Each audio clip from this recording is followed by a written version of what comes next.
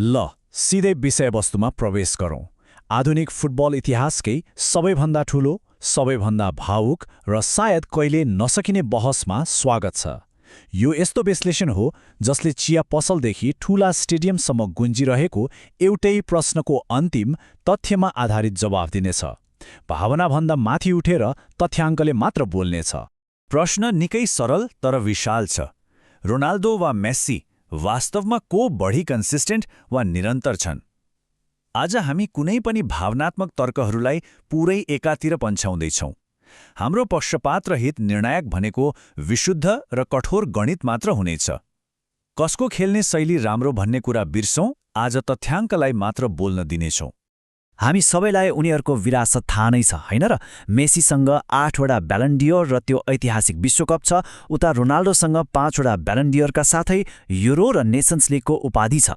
तर ट्रफी र गोलको सङ्ख्या गणेर मात्र यो बहस कहिले टुङ्गिँदैन। यस्ता परम्परागत तथ्याङ्कले जहिले पनि फ्यानहरूलाई अनिर्णित नै बनाउँछन्। परम्परागत तथ्याङ्कले हार खाएपछि हामीले यो बहसलाई पूर्ण रूपमा फरक र अलिकति अनौठो लाग्ने वैज्ञानिक दृष्टिकोणबाट हेर्ने निर्णय गरेका छौँ। हो, सुन्दा अचम्म लाग्न सक्छ, तर हामी विज्ञान र इन्जिनियरिङमा प्रयोग हुने एउटा अत्यन्तै विशेष विधिको सहारा लिँदैछौँ। यसलाई कम्पिटिङ फेलियर मोडल्स अर्थात् CFM भनिन्छ। खासमा यो एउटा सर्भाइभल विश्लेषण विधि हो। सामान्यतया फ्याक्ट्रीको कुनै मसिनको पार्टपुर्जा कहिले बिग्रिन्छ भनेर पत्ता लगाउन यो प्रयोग गरिन्छ। तर यहाँ एनालोजी गजबको छ। मसिन कहिले टुट्छ भनेर हेर्नुको सट्टा यो सूत्रले यी दुई महान खेलाडीहरूलाई विपक्षीको डिफेन्स तोड्न वा ब्रेक गर्न कति समय लाग्छ भनेर गणना गर्छ। दिमाग खराब गर्ने आइडिया छ नि। अब डेटा हेरौँ। यो चान्चुने छैन। ट्रान्सफर मार्केटबाट निकालिएको यो डेटामा 2002 देखि 2021 सम्मका सिजनहरू समावेश छन्। झन्डै 2 दशकको तथ्याङ्क। प्रति खेलाडी 1000 भन्दा बढी खेलहरू हेरिएको छ, जहाँ रोनाल्डोको 1351 डेटा पोइन्ट र मेस्सीको 1203 वटा डेटा पोइन्ट छन्। यति विशाल अध्ययनले पक्कै पनि कसको विश्वसनीयता कति छ भन्ने कुरा छर्लङ्ग पार्नेछ। यति धेरै डेटालाई कसरी हेर्ने त? यस विश्लेषणले मुख्यतया गोल गर्ने 6वटा तरिकाहरूलाई आधार बनाएको छ। किनभने हामी सबैलाई थाहा छ यी दुईको खेल्ने र गोल गर्ने शारीरिक तथा प्राविधिक शैली आकाश जमिनको फरक छ।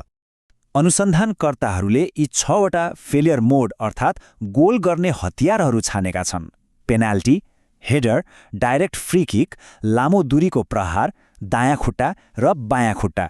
यिनै 6वटा तरिका प्रयोग गरेर उनीहरूले विपक्षीको डिफेन्सलाई तहस नहस पार्ने गरेका छन्। अब यो सङ्ख्या हेरौँ, 477। पत्याउन सकिन्छ र? यो मेस्सीले केवल आफ्नो बायाँ खुट्टाले मात्र गरेका गोलहरूको सङ्ख्या हो। यसले उनको खेल कति केन्द्रित र प्राविधिक रूपमा निपुण छ भन्ने प्रष्ट देखाउँछ। फुटबल इतिहासमै त्यो बायाँ खुट्टा सबैभन्दा सटिक र खतरनाक हतियार हो भन्दा सायद फरक पर्दैन। तर उता रोनाल्डोको 136 हेडर गोलहरू हेर्ने हो भने कथा अर्कै बन्छ। यो सङ्ख्याले हावामा उनको त्यो अद्भुत जम्प र शारीरिक क्षमताको कथा बन्छ। उनी शारीरिक रूपमै विपक्षी डिफेन्डरहरूमाथि हावी हुन्छन्, जसले उनलाई एउटा खतरनाक बहुमुखी हतियार बनाउँछ। त्यति मात्र कहाँ हो र? रोनाल्डोका ती 303 दायाँ खुट्टाले गरेका गोलहरू पनि थप्न सकिन्छ। यसले के देखाउँछ भने जहाँ मेस्सी एउटा विशेष प्राविधिक जादुमा केन्द्रित छन्, त्यहाँ रोनाल्डोसँग डिफेन्स तोड्ने हतियारहरूको सिङ्गो भण्डार नै छ। उनी बहुआयामिक शारीरिक प्रभुत्वका साथ मैदानमा उत्रिन्छन्। यो तालिकालाई सर्र हेर्ने हो भने यी दुई उत्कृष्ट खेलाडीको डिफेन्स तोड्ने तरिका कति फरक छ भन्ने प्रष्ट हुन्छ। रोनाल्डोको गोल वितरण एकदमै सन्तुलित छ। करिब 17% पेनाल्टी, 17% हेडर र 38.5% दायाँ खुट्टा। तर मेस्सीको हेर्ने हो भने उनका 63% भन्दा बढी गोलहरू केवल त्यही जादुगरी बायाँ खुट्टाबाट आएका छन्। यी दुई पूर्ण रूपमा भिन्न फुटबल दर्शनहरू हुन्। गोल गर्न लाग्ने समयको कुरा गर्दा पनि तथ्याङ्क निकै रोचक छ। रोनाल्डोले प्रति खेल 0.72 गोल गरेका छन् भने मेस्सी 0.80 गोल प्रति खेलका साथ थोरै अगाडि छन्। खेलको कुन मिनेटमा उनीहरूले गोल गरेका छन् भन्ने हेर्दा यी दुवै खेलाडी खेलको कुनै पनि क्षणमा उत्तिकै खतरनाक साबित हुन सक्छन् भन्ने प्रमाणित हुन्छ। ल, अब अलिकति प्राविधिक गहिराईमा जाउँ। यी कपलान मेयर विश्वसनीयता वक्रहरू हुन्। गोल गर्ने ती 6वटै तरिकाहरूलाई ग्राफमा राख्दा उनीहरूले खेलको दौरान कसरी र कुन समयमा प्रहार गर्छन् भन्नेमा ठूलो भिन्नता देखिन्छ। हरेक तरिकाको आफ्नै छुट्टै वक्र छ जसले उनीहरूको प्रभावकारितालाई गणितीय रूपमा प्रस्तुत गर्छ। अब पालो आएको छ अन्तिम फैसलाको। मुटु ढुकढुक भइरहेको छ होला नि। सोचौं त यी सबै फरक शैली र तरिकाहरूलाई एउटै कचौरामा राखेर गणितीय मन्थन गर्दा के नतिजा आउँला। यो नतिजाले साँच्चै नै हामी सबैलाई झस्काउनेवाला छ। र यो नै यो पुरै विश्लेषणको सबैभन्दा चकित पार्ने खोज हो। यहाँ नीलो रेखाले रोनाल्डो र रातो रेखाले मेस्सीलाई जनाउँछ। उनीहरूको खेल्ने शैली आकाश जमिन फरक भए पनि 17 वर्ष लामो करियरको यो डाटामा यी दुई रेखाहरू लगभग एकअर्कामा पुरै खप्टिएका छन्। यसको सिधा अर्थ के हो भने गणितीय रूपमा उनीहरूको कन्सिस्टेन्सी वा निरन्तरता ठ्याक्कै एउटै छ, एक रत्ती फरक छैन। यो सर्भाइभल विश्लेषणले वैज्ञानिक रूपमै प्रमाणित गरिदियो कि समग्र निरन्तरतामा उनीहरू समान छन्। यो अध्ययनले स्पष्ट भन्छ रोनाल्डो कि मेस्सी भन्ने बहस अब को उत्कृष्ट भन्नेमा सीमित रहेन।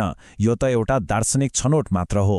कसैलाई रोनाल्डोको बहुआयामिक शारीरिक शक्ति मनपर्छ भने कसैलाई मेस्सीको सठिक र जादुगरी प्राविधिक निपुणता।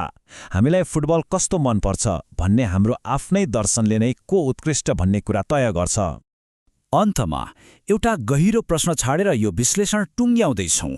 के यो तथ्याङ्कले साँच्चै यो सदाबहार बहसलाई सधैँका लागि अन्त्य गर्छ, वा यसले हामी एउटै युगमा यी दुवै अद्भुत प्रतिभाहरूलाई मैदानमा देख्न पाउनु कति भाग्यमानी रहेछौँ भनेर मात्र प्रमाणित गर्छ?